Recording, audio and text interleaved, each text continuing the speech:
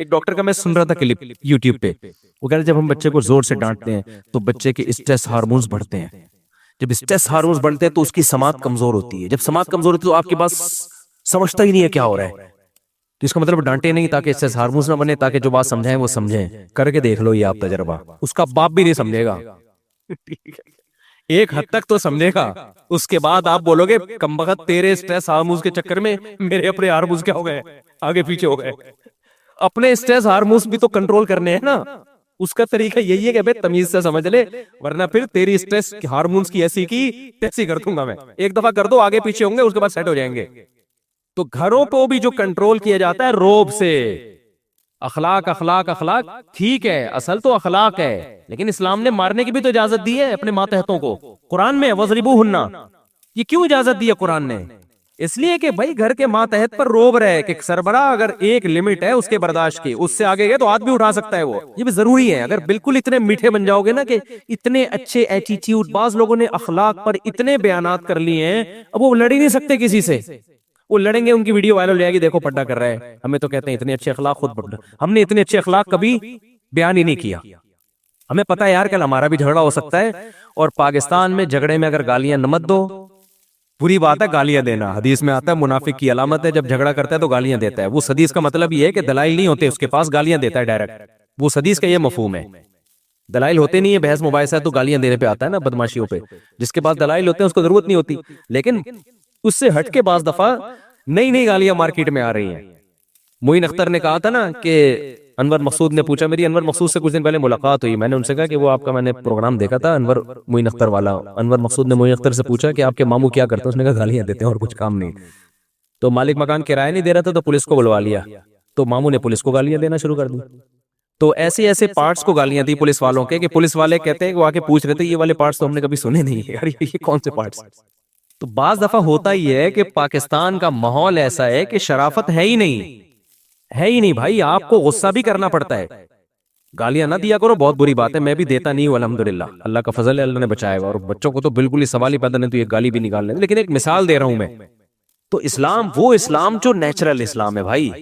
اب ہمارے ہاں بعض لوگ بیوی کے حقوق بیان کرتے ہیں، بیوی کو ڈانٹو نہیں، دیکھیں ایکچولی جو نفسیاتی ڈاکٹر بھی آ رہے ہیں یوٹیوب پہ، ایکچولی جو کام محبت سے ہوتا ہے نا، ایکچولی وائف کو آپ جو محبت سے اس کی آپ اس کو وہ کریں، کیا کہتے ہیں پتہ نہیں کیا کیا مشکل الفاظ استعمال کرتے ہیں، موٹیویٹ تو ہوگا، وہ موٹی کا تو ویٹ میں نے کرا دیا تھا نا، اس کے علاوہ ایکچولی وہ ہوتا ہے کہ بچوں کو جب ڈانٹتے ہیں نا تو ایکچولی وہ اس کے اندر ایک ہارمونز پیدا ہوتے ہیں دماغ کے اندر، اسٹریس ہارمونز، ایک تو ہر چیز کو سائنسی زبان میں لے آئے، آدمی پریشان ہے تو ڈاکٹر کہے گا آپ کے نا اسٹریس ہارمونز کیا ہو رہے ہیں، ہر چیز کو ابے پریشان ہو رہا ہے بس ختم، وہی بات ہے، لیکن میڈیکل ٹرم میں نا ڈاکٹر اپنی ٹرم لے جائے گا، ایکچولی آپ کے ہو رہے ہیں جو اسٹریس ہارمونز بڑھ رہے ہیں، جب ہم بچے کو ڈانٹتے ہیں تو اسٹریس ہارمونز کیا ہوتے ہیں، بڑھتے ہیں۔ ایک ڈاکٹر کا میں سن رہا تھا کلپ یوٹیوب پہ، وہ کہہ رہے جب ہم بچے کو زور سے ڈانٹتے ہیں تو بچے کے اسٹریس ہارمونز بڑھتے ہیں، جب اسٹریس ہارمونز بڑھتے ہیں تو اس کی سماعت کمزور ہوتی ہے، جب سماعت کمزور ہوتی ہے تو آپ کے پاس سمجھتا ہی نہیں ہے کیا ہو رہا ہے، اس کا مطلب ڈانٹے نہیں تاکہ اسٹریس ہارمونز نہ بنے، تاکہ جو بات سمجھائیں وہ سمجھیں۔ کر کے دیکھ لو یہ آپ تجربہ، اس کا باپ بھی نہیں سمجھے گا، ایک حد تک تو سمجھے گا، اس کے بعد آپ بولو گے کمبخت تیرے اسٹریس ہارمونز کے چکر میں میرے اپنے ہارمونز کیا ہو گئے، آگے پیچھے ہو گئے۔ اپنے اسٹریس ہارمونز بھی تو کنٹرول کرنے ہیں نا، اس کا طریقہ یہی ہے کہ بھئی تمیز سے سمجھ لے، ورنہ پھر تیری اسٹریس ہارمونز کی ایسی کی تیسی کر دوں گا میں، ایک دفعہ کر دو آگے پیچھے ہوں گے، اس کے بعد سیٹ ہو جائیں گے۔ تو گھروں کو بھی جو کنٹرول کیا جاتا ہے روب سے، اخلاق اخلاق اخلاق ٹھیک ہے، اصل تو اخلاق ہے، لیکن اسلام نے مارنے کی بھی تو اجازت دی ہے اپنے ماتحتوں کو، قرآن میں وَضْرِبُوهُنَّ، یہ کیوں اجازت دی ہے قرآن نے؟ اس لیے کہ بھائی گھر کے ماتحت پر روب رہے کہ سربراہ اگر ایک لمٹ ہے اس کے برداشت کی، اس سے آگے گئے تو ہاتھ بھی اٹھا سکتا ہے وہ۔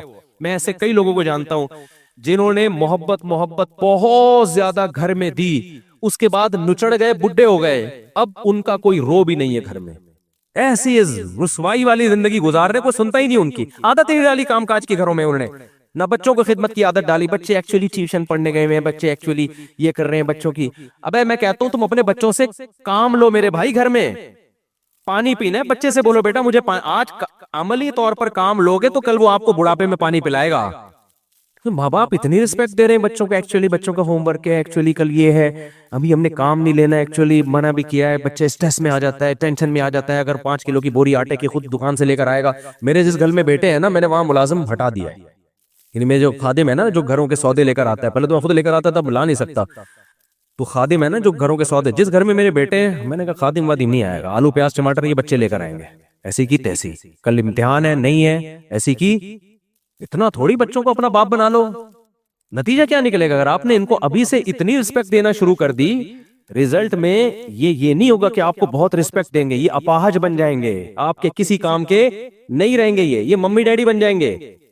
تو ابھی جیسے جیسے میرے بچے لڑکے جس گھر میں, ایک گھر میں میرے لڑکے ہیں, ایک گھر میں بچی ہیں, جہاں بچی ہیں تو وہاں تو ٹھیک ہے, ایک گھر میں بیٹے ہیں تو وہاں میں نے یہ بھی 2-3 شادیوں میں فائدہ ہوتا ہے. رپورٹ ہے بھائی, یہ رپورٹ تو پیش کرنے میں کوئی حرج نہیں ہے, میں ترغیب نہیں دے رہا, رپورٹیں پیش کر رہا ہوں.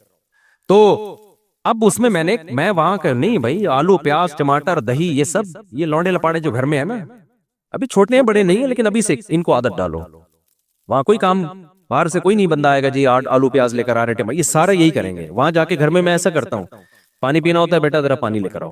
آپ مجھے سمجھیں گے یہ کوئی تھانے دار گھر میں آ گیا ہے, حالانکہ میرا دل کر رہا ہوتا ہے خود ہی اٹھ کے پی لو, لیکن میں ان سے بولتا ہوں تم پانی پی لو. تم پاؤں دباتا ہوں بچوں سے, بیٹوں سے, بیٹیوں سے نہیں دباتا, بیٹوں سے پاؤں دباتا ہوں. 10 منٹ پاؤں دباؤ میرے.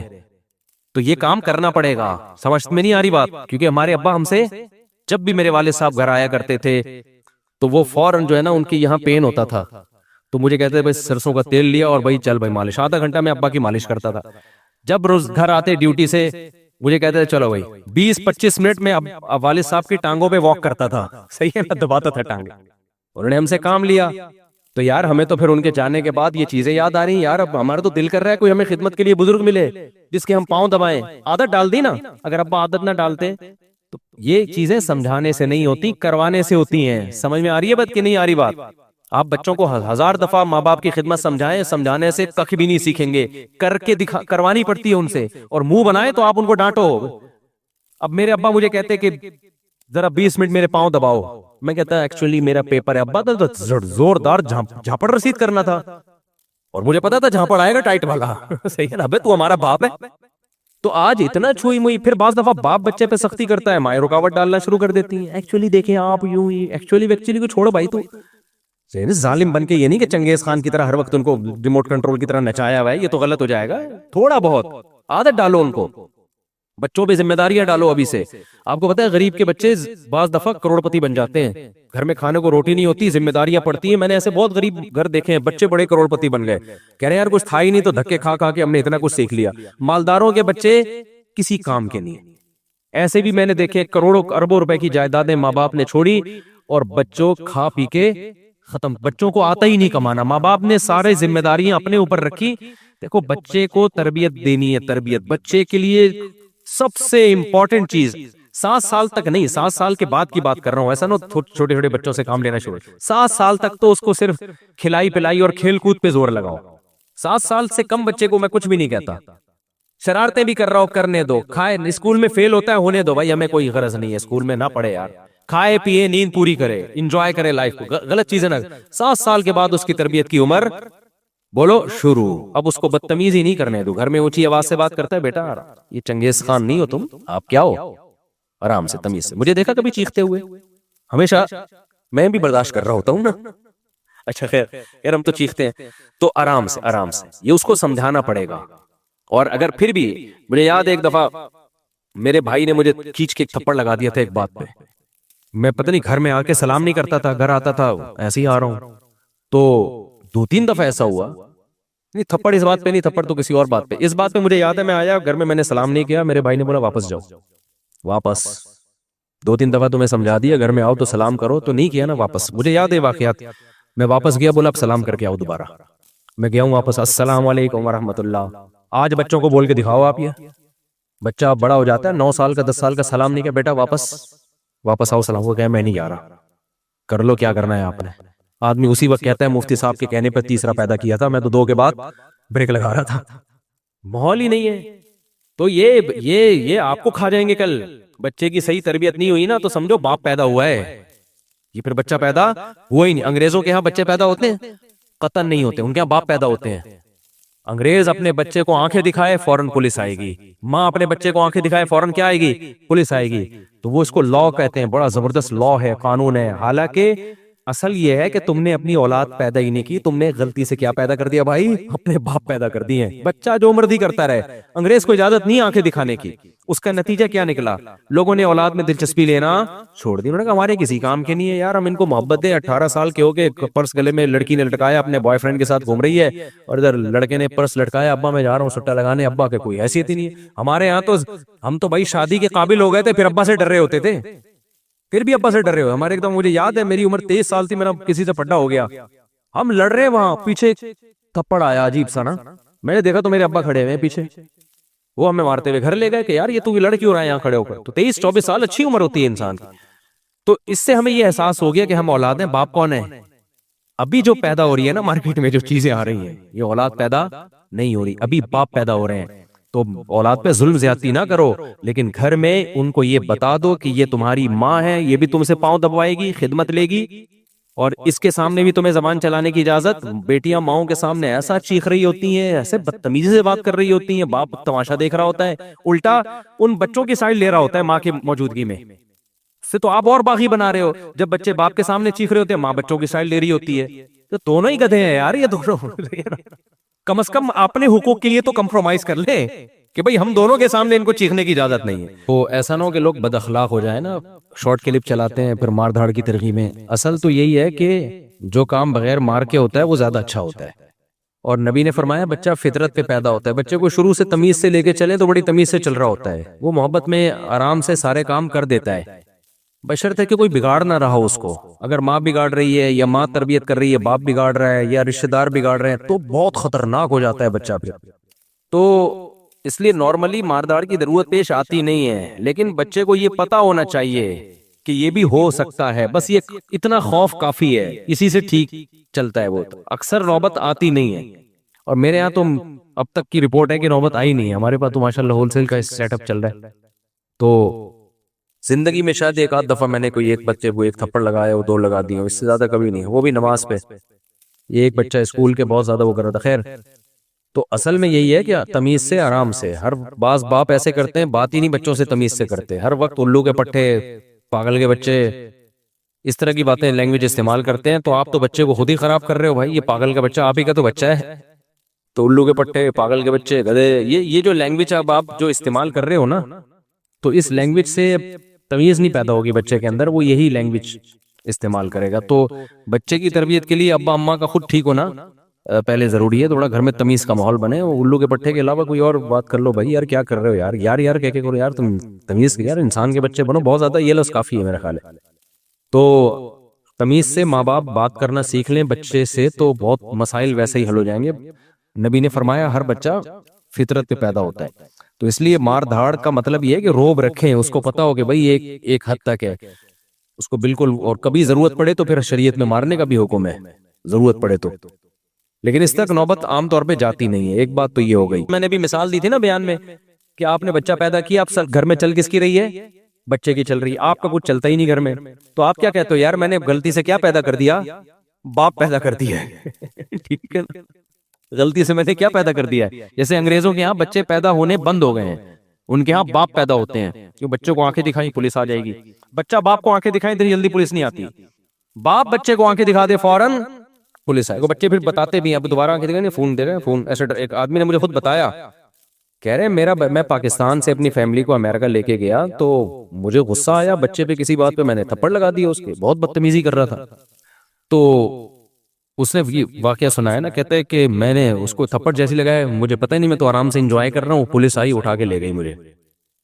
یار بچہ باپ کو یار تھانے پہ جماتے، میں تو کہتا ہوں یار آدمی کی کیا گزرتی ہوگی. خیر کہتے ہیں میں تانے سے ہو کے آیا تو مجھے بڑا غصہ ہے، میں نے کہا میں اور لگاؤں گا ایک تھپڑ، مجھے کیوں بھجوایا. چاہے جب میں گھر آیا نا تو بچے کو جیسی آنکھیں دکھائی، بچہ کیا کہتا ہے؟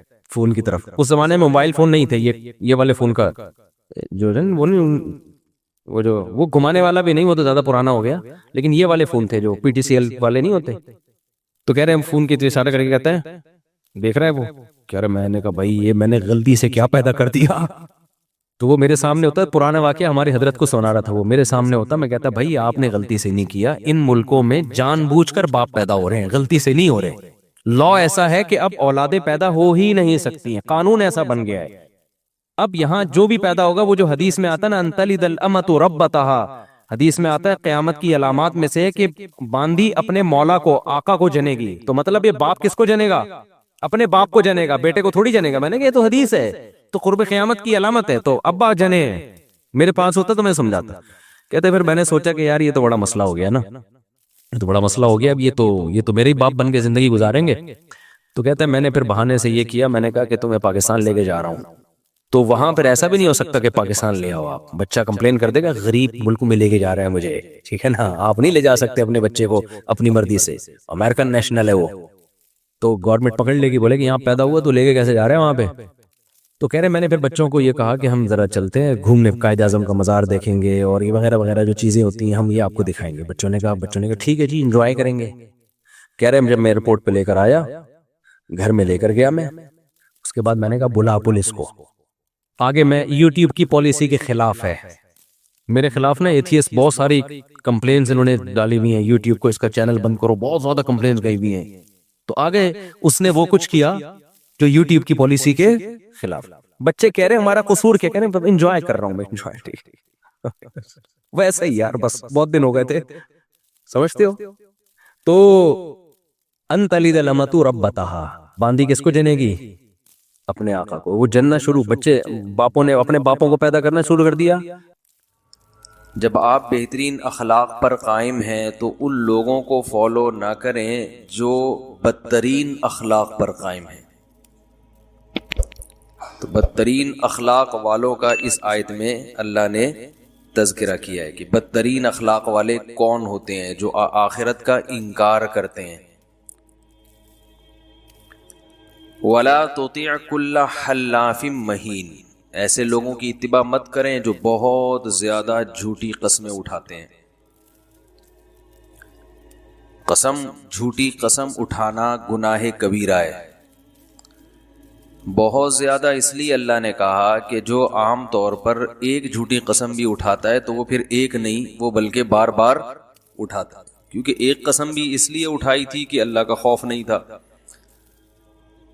جب خوف نہیں ہے تو پھر ایک کیوں، پھر تو مسلسل. جیسے جو چوری کرتا ہے نا، جو 5 روپے چوری کرتا ہے 5 کروڑ بھی وہی کرتا ہے. یہ نہیں ہوتا کہ جو 5 روپے چوری کرتا وہ 5 کروڑ نہ کرتا ہو. وہ 5 روپے اس لیے کیے اس نے کہ 5 کروڑ تک اس کی رسائی نہیں تھی. اگر 5 کروڑ تک رسائی ہوتی تو وہ 5 کروڑ چوری کرتا. ہمارے بہت سے سیاستدان ہیں، کیا انہوں نے 5 روپے چوری کیے ہیں بھائی؟ 5 ارب کیے نا، 5 کروڑ 5 ارب 20 ارب 10 ارب. ان کے لیے کھیل ہے، یہ بچوں کا کھیل ہے. تو اس لیے اللہ نے فرمایا جو بہت زیادہ جھوٹی قسمیں اٹھاتے ہیں، کیونکہ جو قسمیں اٹھاتے ہیں وہ پھر بہت زیادہ ہی اٹھاتے ہیں. تو علامت جو ہے نا، علامت ایسی ہونی چاہیے جو بالکل واضح ہو. یہ قرآن کی بلاغت ہے کہ ہمیں ایسی علامتیں بیان کرتا ہے کہ جن کو فالو کرنا ہے ان کو بھی پہلی نظر میں پتہ چل جائے، جن کو نہیں کرنا وہ بھی پہلی نظر میں پہچانے جائیں، تاکہ دین پہ چلنا آسان ہو جائے. آپ کسی کی علامت بیان کرو کہ بیٹا تم فلاں جگہ جاؤ فلاں جگہ جاؤ، تو اس علامت کا ایک بندہ ملے گا، اسے یہ پیسے پکڑا کے آ جانا، بڑی بھاری رقم میں، کہیں دائیں بائیں الٹے سیدھے آدمی کو نہیں پکڑا دینا. اب علامتیں آپ نے اتنی پیچیدہ بتائیں کہ وہ بچہ ٹینشن میں آ گیا. ابو نے 1 کروڑ روپے دیے ہیں، پتہ نہیں اس بندے کو دیے کہ نہیں دیے. مثلاً علامت یہ بتائی کہ دیکھو اس کے سر پہ گھنے بال نہیں ہوں گے، کہیں کہیں سے گنجا ہوگا. یہ بڑی مشکل علامت ہے. ٹوپی اتروا کے دیکھ رہا ہے کہ اب پتہ نہیں یہ گھنے کہلاتے ہیں یا یہ ہلکے کہلاتے ہیں، کنفیوز ہو جائے گا نا. یہ علامت یہ بیان کی جائے گی بالکل کیا ہوگا. اگر ایسی ٹرینڈ ہے کہ ایک بال بھی نہیں ہے تو پھر علامت ہوگی کہ بیٹا بالکل چمکتا ہوا چاند اور فلاں کلر کے کپڑے. پہلے یہ بتائے گا کہ پینٹ شرٹ میں ہے یا شلوار قمیض میں، یہ فوراً پتہ چلتا ہے. شلوار قمیض والے بھی بہت سارے گنجے گھوم رہے ہوتے ہیں، تو شلوار قمیض کا کلر بتائے گا، ایج بتائے گا، بھائی دیکھو بچہ نہیں ہے اتنی عمر کا ہوگا، تو ایسی واضح کہ دیکھتے ہی پتہ چل جائے یہ، سمجھ رہے ہیں نا؟ تو اللہ تعالیٰ بھی جب برے لوگوں کی علامتیں بیان کرتے ہیں نا کہ ان کو فالو نہیں کرنا، تو کھل کے بالکل واضح، اللہ نے یہ نہیں کہا کہ ایسے لوگوں کے پیچھے مت چلو جو جھوٹی قسم اٹھاتے ہیں، تو وہ پہچاننا مشکل ہے کہ کبھی کبھار کون جھوٹی قسم اٹھاتا ہے کون نہیں اٹھاتا. تو جو ایک تو جھوٹ اصل میں کیریکٹر جو ہے نا انسان کا جو کیریکٹر ہے اس کا یاد رکھو دو چیزوں سے پتہ چلتا ہے، جھوٹ سے اور مالی معاملات میں لین دین سے، اس سے کیریکٹر کا پتہ چلتا ہے. بہت اہم پوائنٹ کی بات بتا رہا ہوں، اللہ کرے کسی طرح اتر جائے میرے بھی اور آپ کے بھی دماغ میں، جو میں کہتا ہوں مجھے تو خود بھی ضرورت ہے نا اس کی. دیندار لوگوں میں اس چیز کو زیادہ فوکس نہیں کیا جا رہا، ان دو چیزوں کو. ان کی میں دلیل بھی قرآن سے دوں گا، قرآن و حدیث سے، کہ اللہ کی نظر میں کیریکٹر جو ہے نا اس کا پتہ پہلے دو چیزوں سے چلتا ہے، باقی چیزیں بعد میں. پھر آپ اس قابل ہوتے ہیں کہ لوگ آپ کو فالو کریں. اپنی عبادت دکھا کے لوگوں کو آپ فالو نہیں کروا سکتے، نہ وہ بات کی چیز ہے. عبادت تو غیر مسلم بھی بہت ساتھ زیادہ کرتے ہیں. دو چیزیں ہیں، ایک مالی لین دین میں کھڑا ہو، دوسرا جھوٹ نہ بولتا ہو. سمجھ رہے ہیں؟ مالی لین دین میں کھڑا، دوسرا جھوٹ نہ بولتا ہو. یہ دو چیزیں قرآن سے بھی ثابت، حدیث سے بھی ثابت. حدیث میں عملی حدیث اور قولی حدیث، جس کو فعلی حدیث، حدیث کی دو قسمیں ہیں نا، ایک تو یہ نبی نے کچھ کہا وہ حدیث بن گیا، ایک یہ کہ نبی نے کچھ کیا تو وہ بھی کیا بن گیا، حدیث. رسول اللہ صلی اللہ علیہ وسلم نے جب یہ دعویٰ کیا کہ میں اللہ کا سچا نبی ہوں تو قوم کے سامنے اپنے آپ کو پیش کیا. مشہور واقعہ ہے نا، پہلی دفعہ جمع کیا لوگوں کو اور فرمایا کہ لوگوں میں اگر تم سے کہوں کہ اس پہاڑ کے پیچھے ایک لشکر آ رہا ہے حملہ کرنے کے لیے تو مان لو گے؟ ضرور. کیوں مان لو گے بھائی؟ تو کیا یہ دلیل دی کہ اس لیے مانو گے کہ میں غار حرا میں نے کئی سال عبادت کی ہے، تم نے مجھے دیکھا ہے؟ یہ دلیل دی؟ غار حرا میں کئی سال میں نے عبادت کی اور میں ایک شریف آدمی ہوں، ہے بھائی؟ غار حرا میں عبادت کرتا رہا ہوں. نہ عبادت کا حوالہ نہ نماز کا، حالانکہ آپ نماز تو پہلے بھی پڑھتے تھے، جو بھی اللہ نے طریقہ سکھایا ہوگا آپ کو. بہت کثرت سے غار حرا میں جا کے عبادت کیا کرتے تھے. دنیا پرستی آپ میں پہلے بھی نہیں تھی، تبھی تو 25 سال کی عمر میں 40 سال کی بیوہ سے شادی کی آپ نے. اگر دنیا پرستی ہوتی تو پہلی شادی 15 سال کی عمر میں کرتے، کنواری سے کرتے، اور اس وقت دھڑا دھڑ شادیاں کرتے. عرب میں تو 12-15 شادیاں بھی جائز تھی، تو کئی بیویاں بھی رکھتے، کم عمر لڑکی سے بھی کرتے اور جلدی بھی کر لیتے. لیکن اس وقت آپ نے کیا کیا؟ ایک تو 15 میں نہیں کی، 25 میں کی، لیٹ نکاح کیا ہے. کیا بھی کس سے؟ اپنے سے 15 سال بڑی عمر کی خاتون سے، اور وہ بھی کنواری نہیں بلکہ 2 دفعہ بیوہ ہو چکی ہیں. تو اس سے بھی بڑی کوئی دلیل ہوگی کہ آپ میں خواہش نفسانیہ، شہوت پرستی بالکل بھی نہیں تھی. اس سے بڑی کوئی دلیل ہو سکتی ہے؟ ہاں، بعد میں آپ نے جلدی نکاح کی ترغیب بھی دی، حکم دیا کہ جلدی نکاح کرو. امت کو کیا ترغیب دی؟ جلدی نکاح کرو، اور نکاح بھی زیادہ کیے. سمجھ رہے ہیں؟ وجہ اس کی یہ ہے، اس میں لوگ بہت زیادہ کنفیوز ہوتے ہیں کہ یار اگر جلدی نکاح سنت ہے تو نبی نے کیوں نہیں کیا؟ 25 سال میں کیوں کیا؟ اور اگر کم عمری سے نکاح کرنا، مفتی طارق مسعود صاحب سے کہتے ہیں کہ بھائی جو مل جائے کر لو، کم عمر مل رہی ہے کم عمر سے کر لو، بیوہ مل رہی ہے بیوہ سے کر لو، طلاق یافتہ مل رہی ہے طلاق یافتہ سے کر لو. کم عمر لڑکی سے نکاح کرو گے تو بھی کوئی گناہ نہیں اس پہ شہوت پرستی کا کوئی تانا دے یا یاش ہے تو وہ اس تانا دینے والا جل جل کے مر جائے گا بیچارہ. قیامت میں آپ کو تانا انشاءاللہ نہیں ملے گا, کیونکہ اللہ نے حلال کر دیا. بھائی نکاح کر رہا ہے نا, اپنے خرچے پہ کر رہا ہے. آج میں قاری صاحب کا سن رہا تھا, بہت بڑے قاری تھے مصر کے, ایک فاحشہ عورت نے ان کو نکاح کا پیغام بھیجا, بہت بڑے قاری تھے, انہوں نے اس پیغام کو مسترد کر دیا. وہ بہت پیچھے پڑی رہی, انہوں نے نہیں, فاحشہ تو نہیں, کیونکہ گلوکارہ, فاحشہ تو نہیں کہہ سکتے, فاحشہ ہونا ضروری نہیں ہے, گلوکارہ ہو سکتا ہے, فاحشہ نہ ہو. گلوکارہ نے پیغام بھیجا, سنگر تھی, انہوں نے پیشکش کو مسترد کر دیا. اس نے درجنوں الزام ان کے اوپر ڈال دیے. سمجھ رہے ہیں نا, یہ عورتوں کی حربہ ہوتا ہے. کسی بھی وقت کسی مرد کو 2 منٹ میں اس کی عزت کو خاک میں ملا سکتی ہیں. ان عورتوں کو اللہ نے یہ صلاحیت دی ہے. آپ کے پاس جب تک ثبوت نہ ہو, باتیں کر کے, بڑے بڑے علماء کو ہم نے دیکھا ہے ذلیل ہوتے ہوئے, یعنی رسوا ہوتے ہوئے. قرآن میں جب اللہ نے رسول اللہ صلی اللہ علیہ وسلم کو حکم دیا کہ خواتین سے بیعت کریں, تو اس بیعت میں یہ الفاظ بڑھائے گئے, لا یاتین ببہتان, کسی مرد پہ جھوٹا الزام نہیں لگاؤ گی.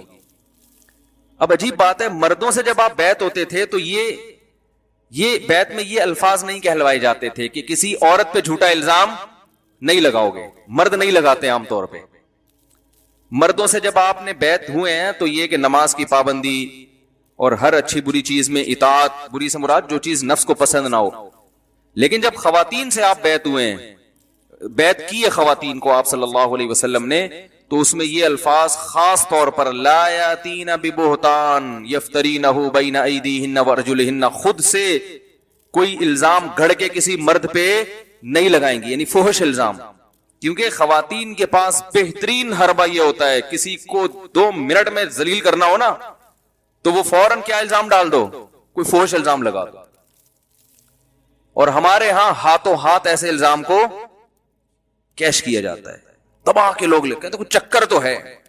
وہ میں نے قصہ سنایا تھا نا کہ ایک نابینا آدمی اونٹ پہ, وہ کہیں بیچارہ کھڑا ہوا تھا, تو ایک آدمی اپنی بیوی کے ساتھ سفر کر رہا تھا اونٹ پہ بیٹھا ہوا. اس نابینا نے لفٹ مانگی کہ یار مجھے بھی وہاں پہنچا دو.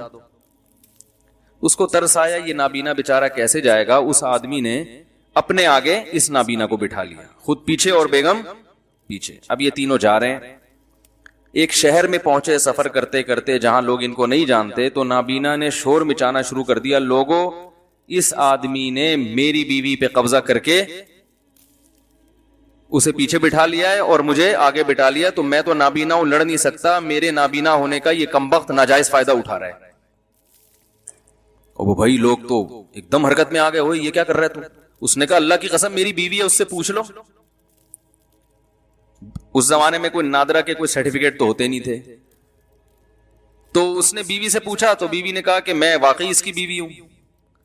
تو نابینا کہتا ہے کہ اصل میں چونکہ اندھا ہوں نا, تو ان دونوں نے یہی پلان بنایا کہ اس اندھے سے جان چھڑاؤ, میں بینا ہوں, تم میری بیوی بن جاؤ اور اس اندھے سے جان چھوڑو. دونوں نے آپس میں مکمکا کیا ہے, دونوں ملے ہوئے ہیں.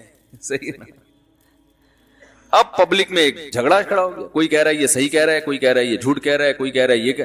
تو نابینا جو ہے نا کہہ رہا ہے بیوی ملے نہ ملے چکر میں تو ڈال دیا, عورت ملے نہ ملے چکر میں تو ڈال دیا.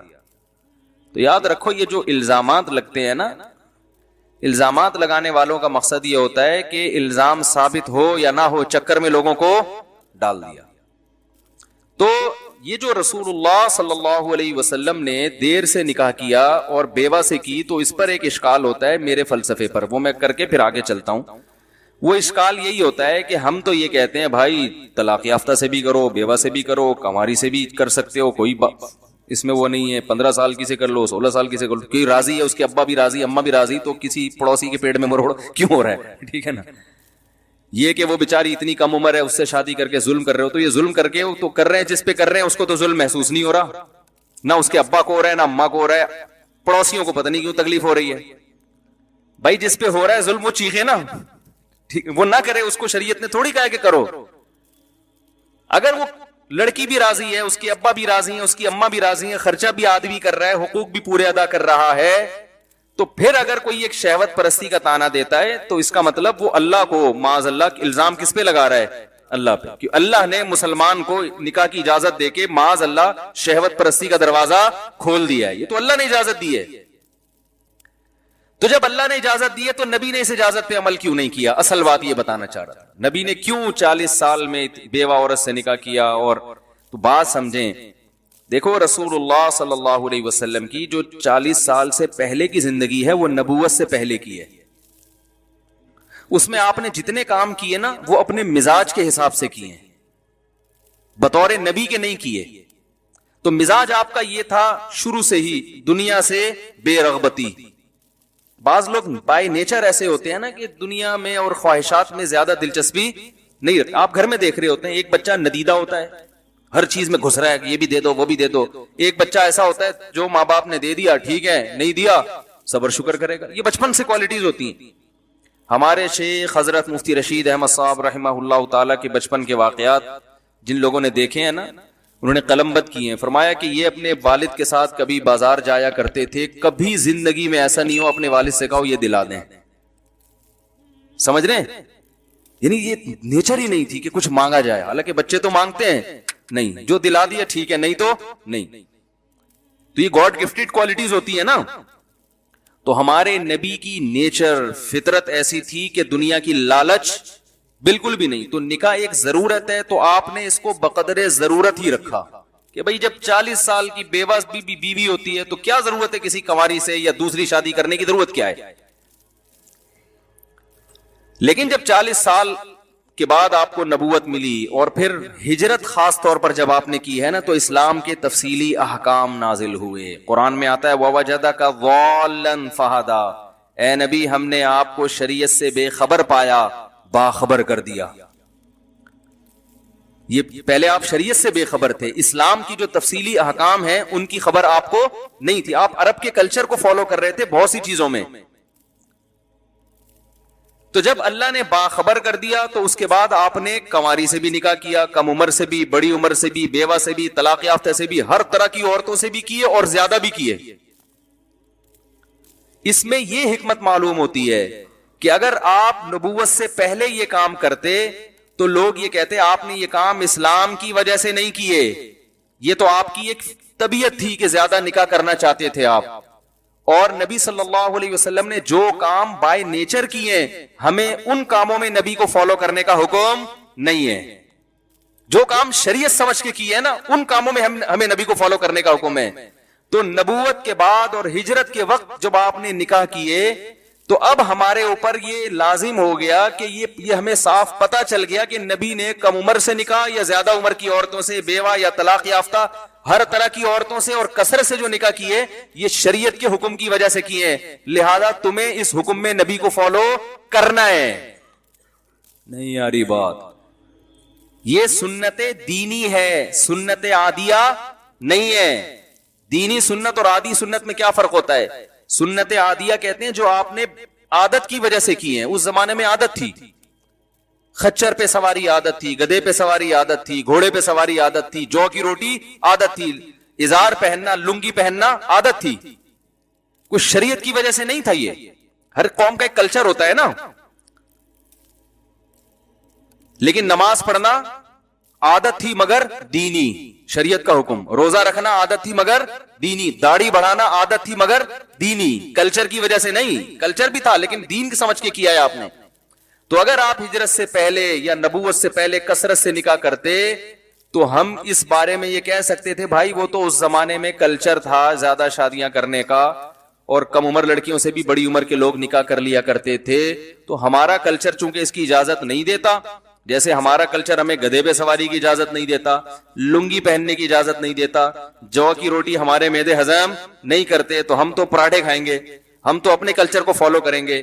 تو آج بھی کوئی کہہ سکتا تھا کہ بھائی اس زمانے کا کلچر زیادہ شادیوں کا تھا, کم عمر لڑکیوں سے بھی شادیاں ہو جایا کرتی تھیں. تو آج ہمارا کلچر یہ نہیں ہے, ہم اپنے کلچر کو.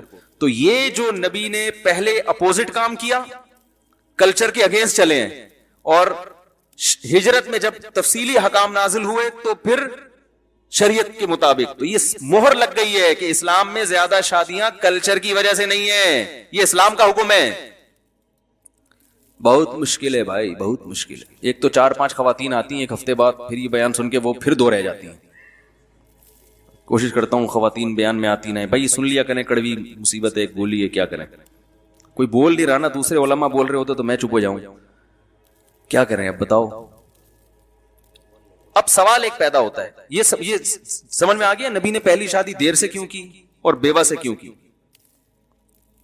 تبھی تو قرآن کہہ رہا ہے عسیٰ رب ان طلقکن ان یبدلہ ازواجا خیرا منکن مسلمات مؤمنات قانتات تائبات عابدات سائحات سیبات وابکارا. اے نبی کی بیویوں، اگر تم نے نبی کی اطاعت نہیں کی تو نبی تمہیں طلاق دے دیں گے، پھر اللہ تمہارے بدلے میں دوسری عورتیں لے آئیں گے. وہاں بھی یہ نہیں کہ پھر ایک شادی نہیں کرائیں گے اللہ. ازواجن خیرا منکن مسلمات، مسلمات جمع کا صیغہ ہے اور جمع کثرت پہ دلالت کرتا ہے. بہت ساری عورتیں ہوں گی جو مسلمان ہوں گی، ایمان والی ہوں گی، توبہ کرنے والی ہوں گی، اللہ کی عبادت کرنے والی ہوں گی، ہے بھائی، روزے رکھنے والی ہوں گی، ان میں کنواریاں بھی ہوں گی اور طلاق یافتہ اور بیوہ بھی ہوں گی. دونوں قسم کی پھر اللہ لے آئے گا ریپلیس کر کے. وہاں بھی یہ نہیں کہا اگر نبی نے تم کو چھوڑ دیا، تم نے نافرمانی کی، تو پھر اللہ تعالیٰ نبی کی شادی کرا دیں گے کسی ایک خاتون سے. نا نا نا نا. پھر اسی طرح اللہ تعالیٰ تمہارے بدلے اتنی ہی تعداد میں اور دوسری عورتوں کو لے آئے گا. تو یہ پتہ چلا یہ تو شریعت کا حکم ہے. اللہ نے اب نبی کی کم بیویوں پہ اللہ راضی نہیں ہے. سلمان کو 4 سے زیادہ کی پابندی لگائی ہے. اس کی بہت ساری حکمتوں میں ایک حکمت یہ بھی ہے کہ اگر 4 سے زیادہ کی اجازت ہو جائے نا تو عورتیں اتنی پیدا نہیں ہوتی ہیں. نتیجہ یہ نکلے گا مالدار لوگ، کروڑ پتی لوگ 20 رکھ لیں گے، غریب آدمی کو مارکیٹ میں ایک بھی نہیں ملے گی. سارے جو ہے نا عورتیں تو زیادہ دولت کو دیکھتی ہیں نا، تو بڑے بڑے مالدار لوگ ایک ایک بنگلہ لے کے دے دیں گے. وہ بعض غریب عورتیں وہ کسی مالدار کی 20ویں بیوی بننے کے لیے بھی تیار ہو جائیں گی. وہ کہیں گی اتنا پیسہ ہے، چلو 20ویں دن باری آئے گی لیکن پیسہ تو روزانہ آئے گا نا اتنا. تو جو بڑے بڑے ہے نا اربوں ڈالر جن کے پاس ہیں، تو غریب کو ایک بھی نہیں. تو اللہ نے کہا 4 پیدا 4 بھی نہیں ہوتی ہیں، لیکن 4 میں ایک بیلنس رہے گا کہ چند لوگ ہی ہیں جو 4 کر پائیں گے، جو بہت مالدار ہوں گے، اور کچھ 2 کر لیں گے، زیادہ تر 1 کریں گے، کچھ کنوارے گھومیں گے. کیونکہ عورتیں اتنی تھوڑی پیدا ہوتی ہیں. جو کنوارے گھومیں گے وہ کیوں گھومیں گے؟ وہ ہوں گے جن کو کوئی خاتون لفٹ کرانے کے لیے تیار نہیں ہوگی.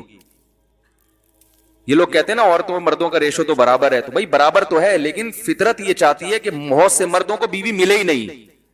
حقیقت ہے یہ. اس لیے اللہ نے بیلنس برابر رکھ کے مردوں کو زیادہ شادیوں کا حکم دے دیا تاکہ بہت سے مردوں کو بیوی نہیں ملے. ان کا کیا قصور ہے؟ ان کا قصور یہ سٹے لگاتے ہیں، یہ شراب پیتے ہیں، یہ پائپ کے اندر بیٹھے رہتے ہیں، سارا دن سنوکر کھیلتے رہتے ہیں. یہ تو مردوں میں یہ بدماشیوں کا ریشو عورتوں سے زیادہ ہے. ان مردوں کی اللہ شادی چاہتا ہی نہیں ہے. نہیں یار یہ بات میرا خیال ہے. جو اللہ کو پتا تھا نا مرد اور عورتیں برابر تو ہوں گی، لیکن بہت سے مرد بے روزگار ہوں گے. عورت کے لیے بے روزگار ہونا کوئی عیب نہیں ہے. بہت سے مرد نشے کے عادی ہوں گے، بہت سے مرد چور ہوں گے، ڈاکو ہوں گے. تو اللہ چاہتے ہیں کہ جب معاشرے میں پتہ چل جائے گا کسی خاتون کو کہ یہ چور ہے تو نہیں کرے گی، وہ کسی کی دوسری بیوی بن جائے گی، اس کی پہلی بننے کے لیے تیار نہیں ہوگی. اس میں عورت کا فائدہ ہے. سمجھ رہے ہیں کہ نہیں سمجھ رہے؟ نہیں سمجھ رہے. جیسے جاتے ہیں نا ویسے کنوارے کے کنوارے آ کے اگلے بیان میں بیٹھ جاتے ہیں. سمجھ رہے ہوتے تو کچھ تو فرق پڑتا. باقی دوسری شادی کی شرائط بھی ہیں، وہ تو میں بیان کرتا ہی رہتا ہوں. عدل ہے، حقوق ہیں. جو حقوق ادا نہیں کرتا وہ شہوت پرست ہے. تو جو بھی مجھ پہ الزام لگائے نا لوگ، بہت زیادہ یہ وائرل ہو رہی ہیں چیزیں اس قسم کی، ابے یہ تو شادیاں کرتا ہے، ابے یہ تو یہ کرتا ہے. میں افسوس ہوتا ہے جب صحیح اہل حق، کسی عالم جو اہل حق ہوں، ان کی طرف سے ایسی بات سنتا ہوں تو پھر بہت غصہ آتا ہے. تو جس نے ہے بیٹھ کے بات کرے بھائی. کوئی بھی اٹھ کے کسی پہ کچھ بھی لگا دے الزام، گورنمنٹ کی طرف کوئی پابندی تھوڑی ہے. بولتے رہو بیٹھ کے. آؤ بیٹھو ہمارے سامنے بیٹھو، کچھ نہیں کہیں گے، ثبوت پیش کرو، ٹھیک ہے نا. نہیں تو پھر ہم جو باتیں کریں گے پھر وہ بھی دوسری بات بھی سنو، پھر رائے قائم کرو. تو یہ بات یاد رکھو، اس زمانے میں زنا کرنے والے پر تہمتیں نہیں لگتی. شادی جو کرے گا نا خدا کی قسم اس کو معاشرہ بھی ذلیل کرے گا، اس کے عیب تلاش کرے گا. اور بہت افسوس کے ساتھ کہنا پڑتا ہے، بعض سب نہیں، بہت سے علماء بھی اس کے پیچھے پڑ جاتے ہیں افسوس کے بعد. ابے یہ یوں ہے، ابے یہ یوں ہے، ابے یہ یوں کرتے رہیں گے. بھی کیا ہوا، ایک صاحب نے، میں نے بریانی منگوائی نا ہوٹل میں، کہیں جانا ہوا، وہ کہہ رہے تھے مفتی صاحب ہے تو یہ تو سادہ چاول کھاتے ہوں گے بریانی میں نا. پتہ نہیں لوگوں نے ایک بزرگ جن کو بزرگ سمجھتے ہیں ان کا کیا ہے سادہ اسے سادہ سے لگا. میں نے کہا بھائی مسالہ ڈال اس میں چٹپٹا کر اس کو.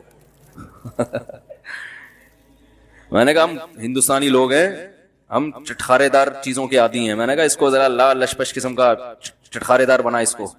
اور میں نے کہا تیری دیگ میں جتنی ہری مرچیں ساری ڈال کے لیا. وہ پھر ایک دو لے کر آئے. میں نے کہا بھائی میں نے اردو میں کہا ہے جتنی ہری مرچیں ہیں نا دیگ میں ساری ڈال کے لیا. میں نے کہا جب تک پسینہ نہ آئے نا مزہ تھوڑی آتا ہے. باقی یہ کہ اس سے ہاضمہ خراب ہوتا ہے. ہاضمہ گیا سمجھ رہے, ہاضمہ گیا. کھانے دو یار, ہمارا ہاضمہ الحمدللہ فی الحال خراب نہیں ہو رہا. جب ہونے لگے گا تو پھر غور کریں گے اس میں. بھی تو کھا رہے ہیں ہر چیز, ہر مسالے دار چیز ہر ایک کو نقصان نہیں پہنچا. میں ہری مرچیں بہت زیادہ کھاتا ہوں تو ہر چیز ہر ایک کو نقصان نہیں ہوتی. جو چیز جن چیزوں کا بچپن سے عادی ہوتا ہے نا انسان, اس کا آپ 2 ہری مرچیں کھا لو آپ کا پیٹ خراب ہو جائے گا. ہم پھوڑ دیتے ہیں طبیعت سے. تو جس چیز کی بچپن سے عادت پڑی ہوئی ہو یوز ٹو ہو جاتا ہے, اس کا پھر نقصان نہیں ہوتا. ہمیں مسالوں کی چٹخاروں کی عادت پڑی ہوئی ہے. تو میں ان سے کہا, میں نے کہا ان سے بولو جب نیمبو نچوڑ کے اس میں ہم کھا رہے ہوتے ہیں اپنے خرچے پہ تو آپ کو تکلیف نہیں ہوتی, تو ہم مزے کے لیے اگر شادیاں کر رہے ہیں تو آپ کو کیا تکلیف ہے. اور دوسری بات یہ کہ شادیاں تو مزے کے لیے اس زمانے میں انسان کر ہی نہیں سکتا. جو یہ کہتے ہیں نا شادیاں مزے کے لیے کر رہا ہے وہ تو خدا کی قسم میرا خیال ہے اس سے بڑا بیوقوف دنیا میں پیدا نہیں ہوا. کیونکہ مزے اڑانے کا شوق دنیا میں ہر ایک کو ہوتا ہے. کتنے لوگ ہیں بڑے بڑے مزے کی کام کر رہے ہیں لیکن شادی نہیں کرتے. ان کو پتا ہے یہ مزے اڑانے کی چیز نہیں ہے. کبھی آگے ہماری لائف دیکھو آپ کو پتا چل جائے گا کہ کتنے مزے اڑا رہے ہیں. یہ آپ کو دیکھو نا, آپ پاگل. میرے ساتھ بعض لوگ میرے قریبی دوست ہیں, میں کہتا ہوں 24 گھنٹے میرے ساتھ رہتے ہیں. وہ کبھی کبھار نہ کہتے ہیں وہ صاحب آپ کے ساتھ رہتے دوست ہیں چلو بھائی, تو کہتے ہیں یار آپ کے سر پہ بال کیسے قائم ہیں, کیسے ہیں. تو میں کہتا ہوں یہ قائم نہیں تھے, گر گئے تھے, دوبارہ نکالے ہیں بڑی محنت کر کے. حقیقت ہے. لوگ کہتے ہیں آپ یہاں بیٹھ کے مسکرا رہے ہیں ایسے خوشی ہے, تو یہاں بیٹھ کے مسکرا رہے ہیں نا اس لیے کہ یہاں بیٹھے ہوئے ہیں, ابھی گھر سے باہر ہیں.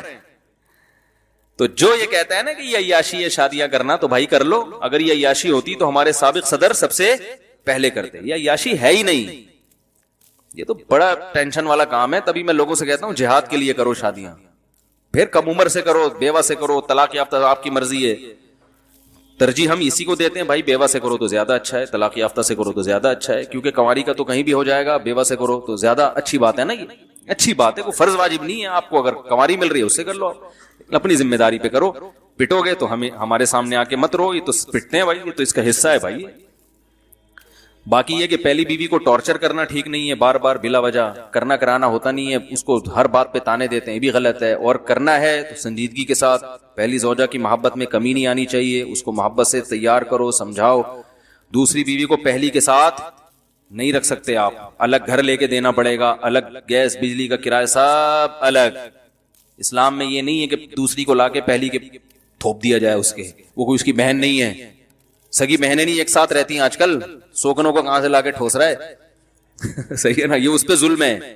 الگ رکھو, اس کے حقوق میں کمی نہ آئے, اس سے محبت میں کمی نہ. یہ ساری شرطوں کے ساتھ شریعت ترغیب دیتی ہے, ان شرطوں کے بغیر ترغیب نہیں دیتی. تو یہ شرطیں پوری کریں اور پھر کریں, کیونکہ عورتیں بہت بیچاری طلاق یافتہ, بیوہ, ہر طرح کی عورتیں بھری ہوئی ہیں. ہر گھر میں مسئلہ ہے یا نہیں ہے, جہاں بیٹی پیدا ہوتی ہے ٹینشن میں آ جاتے ہیں لوگ. تو خیر اب میں اصل بات کی طرف آتا ہوں جلدی سے. اصل بات تو یہ تھی, اب میں دوسری بات کی طرف آتا ہوں لیکن بیان کے لحاظ سے اب میں اصل بات کی طرف آتا ہوں کہ دیکھو رسول اللہ صلی اللہ علیہ وسلم نے جب مشرکین مکہ کو یہ کہا کہ آپ صلی اللہ علیہ وسلم نے فرمایا کہ اگر میں یہ کہوں کہ دیکھو اب آپ اعلان کرنے والے ہیں کہ میں نبی ہوں, تو اپنے برحق ہونے کی دلیل پیش کریں گے نا.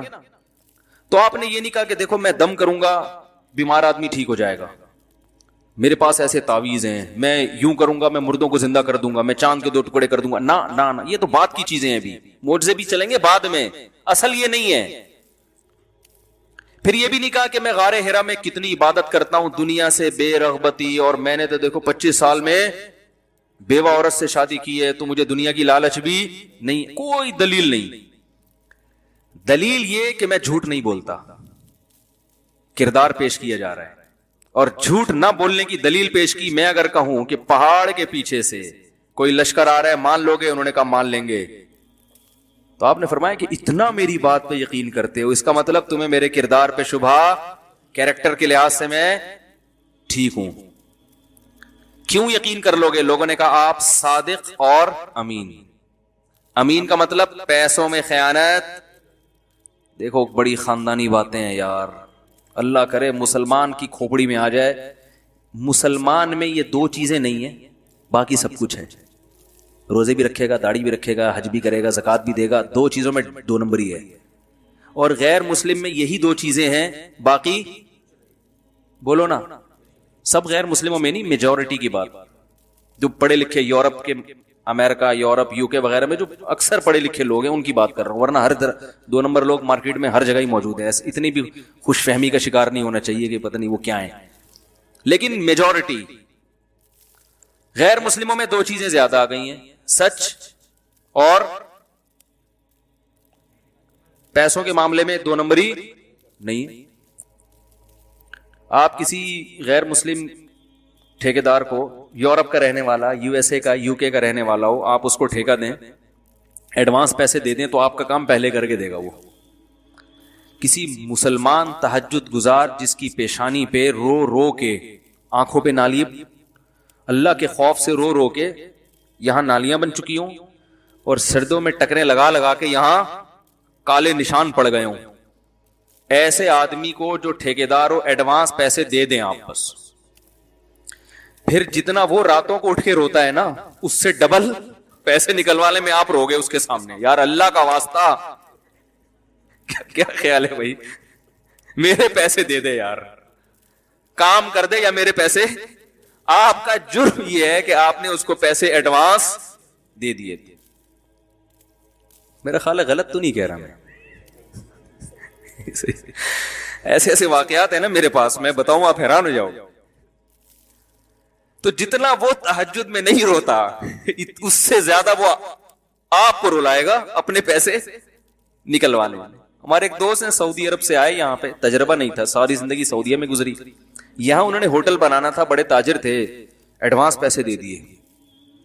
ان کا خیال تھا یار ادھر ایڈوانس دے دو کام جلدی ہو جاتا ہے، یہاں ایڈوانس دوں گا. یہ تو ماشاءاللہ اپنے مسلمان بھائی ہیں اور اپنے ہیں وہ نیشنلٹی پاکستانی ہے تو ہیں بھی پاکستانی.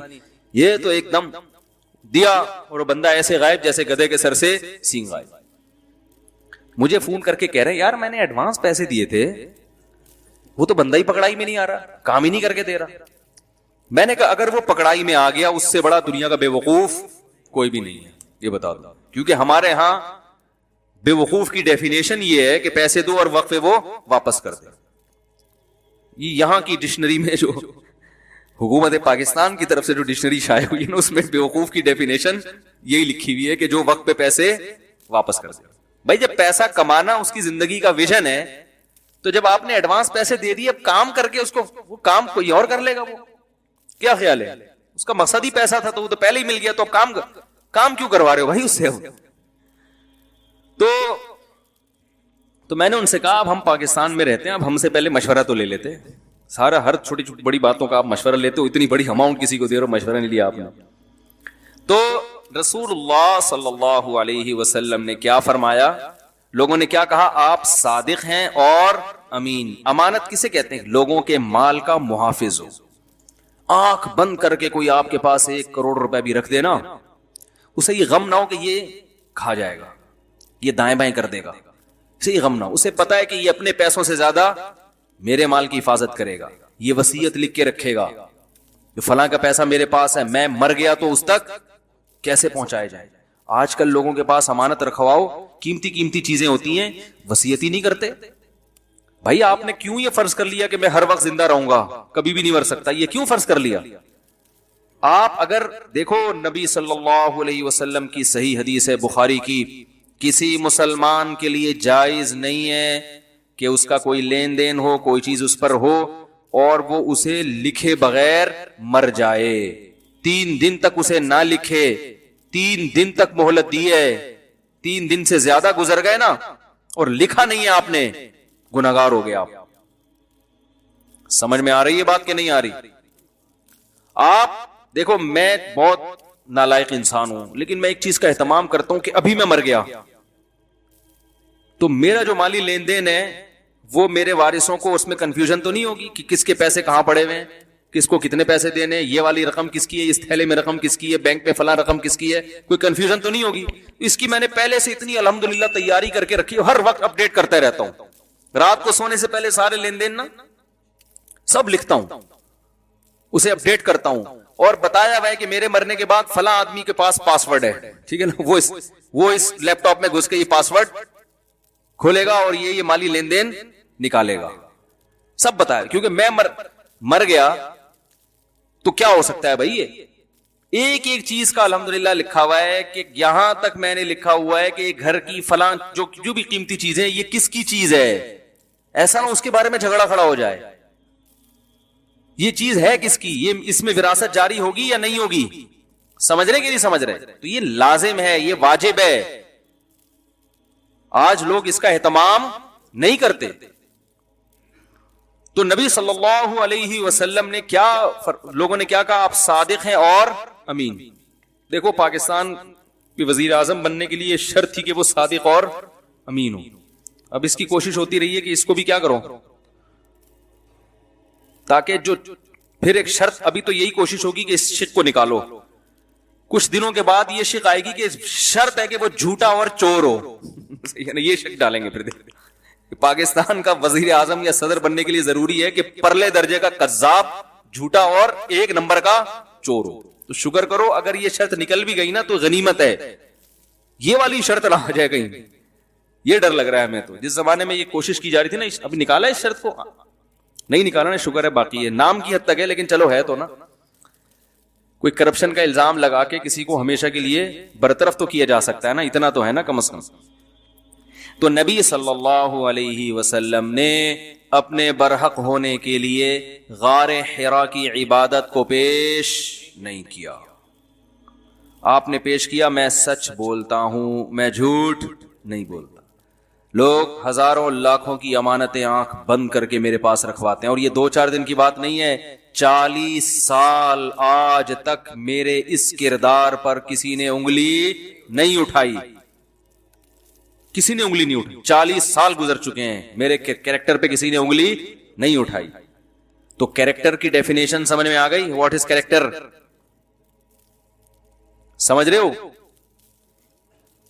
कोई गैर मुस्लिम आपकी नमाज से मुतासिर नहीं होगा, समझ रहे, आपके रोजे से मुतासिर नहीं, आपके हज से मुतासिर नहीं होगा। हज की वीडियोस जाती हैं पूरी दुनिया में, लोग देखते हैं।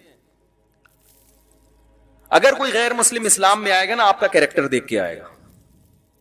कोई शख्स आपकी वजह से, कोई गुनहगार मुसलमान तौबा करेगा तो आपके कैरेक्टर की वजह से। कोई लिबरल मुसलमान जो दीन से दूर था, वो अगर दीन की तरफ आएगा तो आपके कैरेक्टर की वजह से।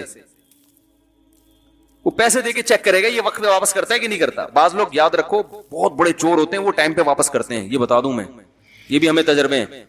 मुझे तो अब ऐसे आदमी से ज्यादा डर लग रहा था जो टाइम पे वापस कर रहा है, क्योंकि मुझे ऐसे भी जिंदगी में लोग टकरे हैं कि अभी टाइम हुआ नहीं है, टाइम से एक दिन पहले पैसे वापस करने आ गए और कहने लगे यार असल में ना हमारे ना तबीयत सही नहीं रहती अगर मेरी जेब में किसी के पैसे हों। मेरा किसी से बिजनेस हुआ था तो वो बंदे से मैंने पैसे दिए थे, इन्वेस्टमेंट की थी। अब तो मेरा तजर्बा है, दुनिया में उससे बड़ा बेवकूफ कोई नहीं है जो अपने पैसे किसी को इन्वेस्टमेंट के लिए दे। कुछ तजर्बे हैं जो मैं इंशाल्लाह मरने से पहले लिख के दुनिया से जाऊंगा अपनी औलादों को वसीयत करूंगा, जब भी किसी को पैसे दो थोड़े दिन तक सही चलेगा, और वो सही इसलिए चल रहा होगा ताकि एतमाद बहाल हो जाए, ज्यादा बड़ी रकम निकाल के भाग जाऊंगा। इन इल्ला माशाल्लाह दुनिया में अच्छे लोग हर जगह होते हैं, लेकिन होंगे, अल्लाह करे ऐसा हो। तो एक दिन पहले पैसे देने आ जाता, मैंने कहा भाई खैरियत, अभी तो टाइम हुआ नहीं, आप पहले से ही प्रॉफिट देने आ गए। कह रहे यार असल में मसला ये है मुफ्ती साहब, किसी की पैसे मेरी जेब में हो ना मेरे को नींद नहीं आती, बस मुझे कुछ पता नहीं ऐसा कुछ फील होता। मैंने कहा या अल्लाह,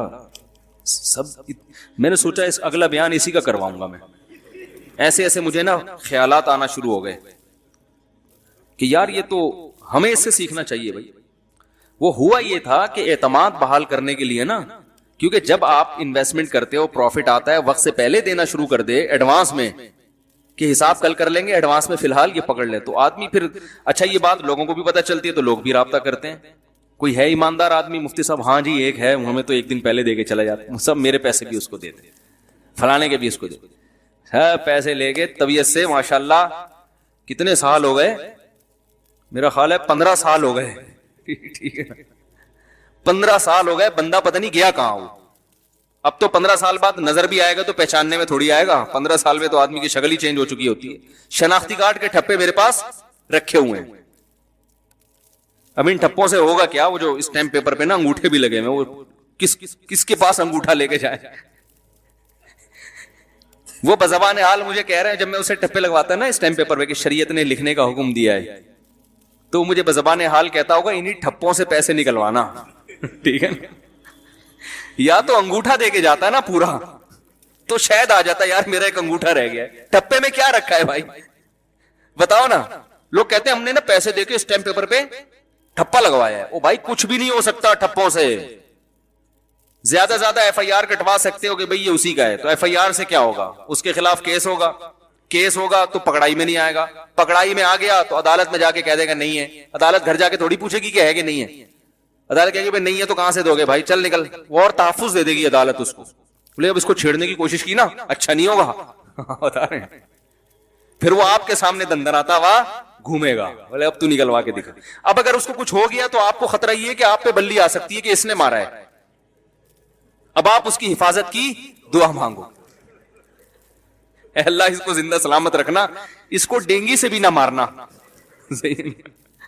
وہ ایک مجھے واقعہ یاد آتا ہے, زمانے جاہلیت میں ایک شاعر تھا,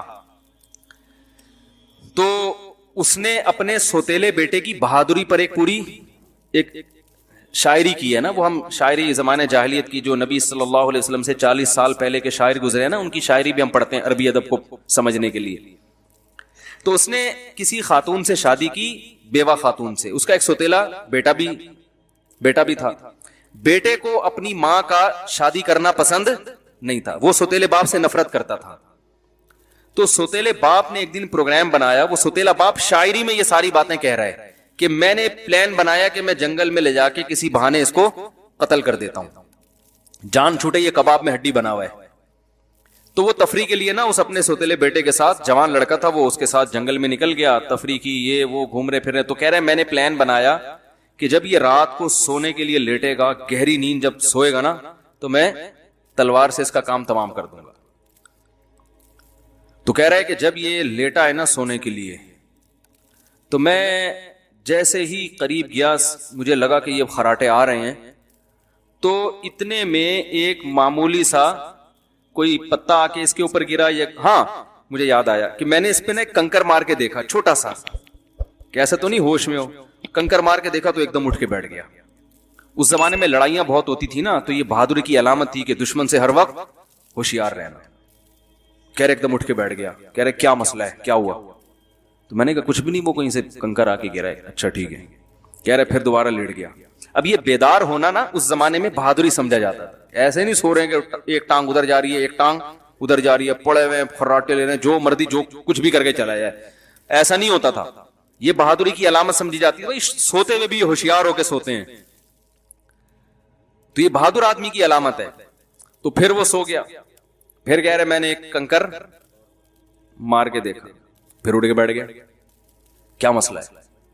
کہہ رہے میں تو اس کی بہادری پہ اور اس کی بیداری پہ حیران بھی ہوا کہ یار یہ تو سوتے ہوئے بھی اتنا ایکٹیو ہوتا ہے. کہہ رہا مسئلہ کیا ہے؟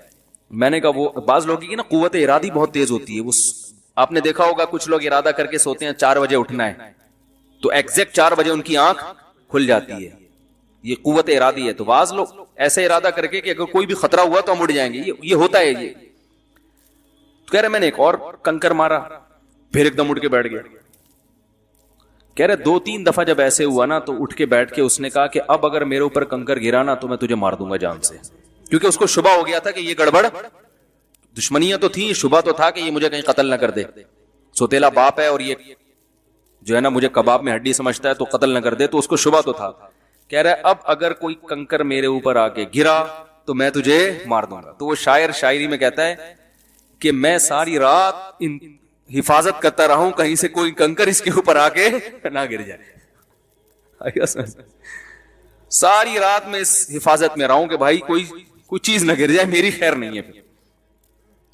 تو یہاں بھی ایسا ہی ہے کہ آپ کسی کے خلاف FIR کٹوا دو تو اب آپ اس کی حفاظت حکومت سے اور اس کے ماں باپ سے زیادہ کرو گے، یار اس کو کچھ ہو نہ جائے. تو اس لیے پیسے ویسے کوئی نہیں نکلوا سکتا، یہ خوب ذہن میں رکھیں. آپ بدماش کسی نے رکھے ہوئے ہوں تو ایک الگ بات ہے، لیکن وہ بدماش اپنا کمیشن اتنا لے لیتے ہیں، پھر ان کا کیا بھروسہ وہ جس نے پیسے کھائے وہ آپ سے بھی زیادہ کمیشن ان کو دے دیں تو الٹا آپ سے اور پیسے نکلوا لیں گے. اس لیے بہتر یہی ہے جو آپ کی جیب میں ہے وہ صرف کس کے ہیں؟ آپ کے ہیں. تو خیر، تو یہ ہمارے مسلمانوں کے حالات ہیں، اکثر کے، میجورٹی کے حالات.